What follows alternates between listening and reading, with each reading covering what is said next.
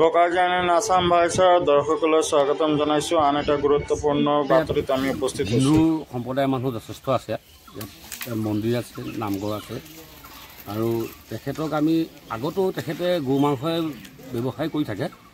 আজি মানে বিশেষ কৰ্মখেতি তেওঁক আমি ৰাইজে কায়ত্ব কৰিছোঁ আৰু তেওঁ প্ৰায় এইটো ব্যৱসায় কৰি থাকে। তাক ৱাৰ্ণিঙো দিয়া হৈছিলে। আজি তেখেতক বাইকত 5 কেজি আৰু 4 কেজিমান তেওঁ বিক্ৰী কৰিছে বুলি কৈছে।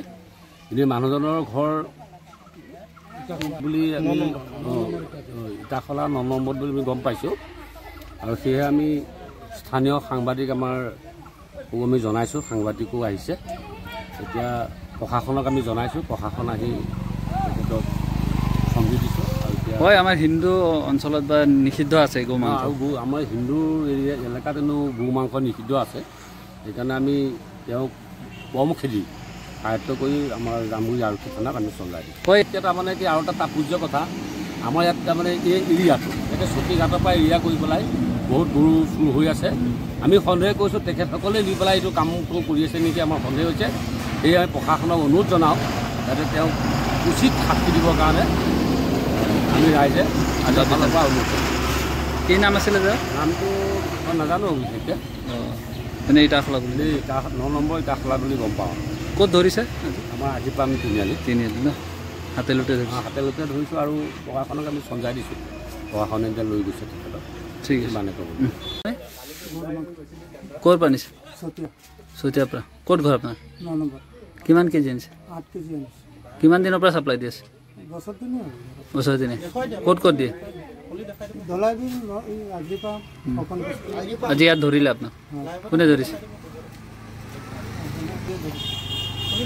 আপুনি গম পায় না এইটো নিষিদ্ধ আছে বুলি? গম পালেতো চব নাদিলোঁ। কেনেকৈ গম নাপায় আপুনি? টিভি ইমান দি থাকে। আমাক আজিলৈ কোনো বাধাও দিয়া নাই। বাধা দিলে আৰু নানিলোঁ। কোনে বাধা দিব আপোনাক? গম পাব লাগিব ন। আমাকতো ধৰক কোনো বাধাও দিয়া নাই, কোনো একো কোৱা আজি আপুনি এনেই জানে না এইটো নিষিদ্ধ আছে বুলি? গম পোৱা নাই বাৰু। কিয় গম নাপায়?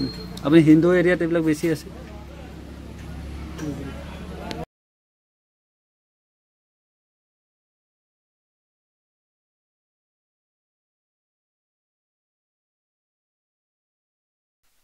মানে DSA অফিচৰ কেইবাটাও বেংকৰ বা প্লাছ NBFCৰ লগত আমাৰ এগ্ৰিমেণ্ট আছে।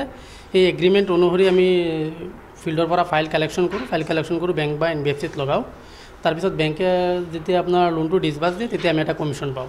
ধৰক এইটো এটা বেলেগ বেংকত বা বেলেগ আপোনাৰ হেৰিত বেলেগ পাৰ্চেণ্টেজ থাকে। ধৰক বাজাজত এটা বা চোলা ফাইনেন্সত এটা বা ICICI বেংকত এটা বেলেগ হয় এইটো। হয়, মই সংবাদপত্ৰৰ লগত বহুত দিন ধৰি, মই চেনেলত নহয় বহুত দিন ধৰি এটা পেপাৰত কৰি আছোঁ, মেগন টাইম বুলি সাপ্তাহিক পেপাৰ। আৰু মাজত পৰ্টেলতো কৰিছোঁ, আজিকালি নকৰোঁ আৰু পৰ্টেলত। কাষ্টমাৰে যদি কোনোবা অভিযোগ কৰিছে মই গম নাপাওঁ, কিন্তু মই জনামতে কোনো কাষ্টমাৰৰ পৰা লোনৰ নামত কোনো ধৰণৰ পইচা লোৱা নাই আৰু মোৰ অফিচত ধুনীয়াকৈ লিখা আছে লোনৰ নামত কাৰোবাক পইচা নিদিব। কোনো কাষ্টমাৰক যদি কিবা ডকুমেণ্ট প্ৰস্তুত কৰি দিব লাগে, ধৰক টেক্স ফাইল এটা বনাই দিব লাগে, তেতিয়াহ'লে তাৰ টেক্স ফাইলৰ গভৰ্ণমেণ্ট ফিজ এটা আছে দিব লাগে, বা সেই হিচাপে যদি দিছে এইটো বেলেগ কথা। কিন্তু কাষ্টমাৰক লোনৰ নামত কোনো ধৰণৰ ধন লোৱা হোৱা নাই আৰু নলওঁ মই।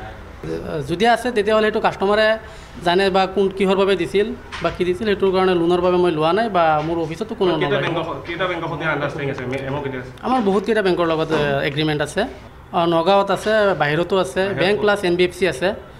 কোনোবাৰ বেংকৰ NBFCৰ অফিচ নগাঁৱত আছে বা কোনোবাৰ অফিচ নগাঁৱত নহয়। NBFC নন বেংকিং যিবিলাক হেৰি আছে, মাইক্ৰ' ফাইনেন্স নহয়। ধৰক চোলা ফাইনেন্স যেনেকৈ NBFC হয়, বাজাজ ফাইনেন্স যেনেকৈ NBFC হয়, সিহঁতে bank non banking financial service আৰু তেনেকুৱা সিহঁতৰ RBIৰ লগত হেৰি থাকে। যদি এইটো কোনোবাই দিছে সম্পূৰ্ণ ভুৱা ভিত্তিহীন আৰু এইটো ষড়যন্ত্ৰমূলক হ'ব পাৰে, যাৰ লগত মই কোনো জড়িত নহয় যিটো কাম। মানে DSA অফিচৰ কেইবাটাও বেংকৰ বা প্লাছ NBFCৰ লগত আমাৰ এগ্ৰিমেণ্ট আছে। সেই এগ্ৰিমেণ্ট অনুসৰি আমি ফিল্ডৰ পৰা ফাইল কালেকশ্যন কৰোঁ, বেংক বা NBFCত লগাওঁ। তাৰপিছত বেংকে যেতিয়া আপোনাৰ লোনটো ডিছবাৰ্চ দিয়ে তেতিয়া আমি এটা কমিশ্যন পাওঁ। ধৰক এইটো এটা বেলেগ বেংকত বা বেলেগ আপোনাৰ হেৰিত বেলেগ পাৰ্চেণ্টেজ থাকে। ধৰক বাজাজত এটা বা চোলা ফাইনেন্সত এটা বা ICICI বেংকত এটা বেলেগ হয় এইটো। হয়, মই সংবাদপত্ৰৰ লগত বহুত দিন ধৰি, মই চেনেলত নহয় বহুত দিন ধৰি এটা পেপাৰত কৰি আছোঁ, মেগন টাইম বুলি সাপ্তাহিক পেপাৰ।